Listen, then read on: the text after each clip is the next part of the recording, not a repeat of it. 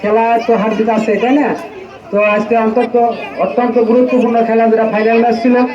দুই পক্ষের প্লেয়ারই অত্যন্ত ভালো খেলেছে, হয়তো হার জিত আছে। এই জন্য একদল একটু জিতছে, আর একদল হারছে। যারা হারছে তারা মনে কোনো দুঃখ নেবেন না, আপনারা খুব ভালো খেলছেন। আর যারা জিতছে তারা তো ভালোই খেলছে, তাই না? এই জন্য আমি আমার এলাকাবাসীর পক্ষ থেকে এত বড় সুন্দর ফুটবল আয়োজন করা কেন্দ্র করে আজকে 8 টিমের খেলা ছিল, আজকে সুসম্পন্ন হয়েছে। এই জন্য আমি এলাকাবাসীর পক্ষ থেকে সকলকে কৃতজ্ঞতা এবং অভিনন্দন জানাই। আমার এই খেলা যে আজকে পুরস্কার বিতরণ করবেন আমার থানার অত্যন্ত চৌকস অফিসার কর্ণ ভাই, উনি আপনাদের মাঝে এই পুরস্কার বিতরণ করবেন।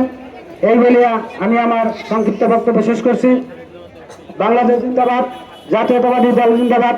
সকলকে ধন্যবাদ।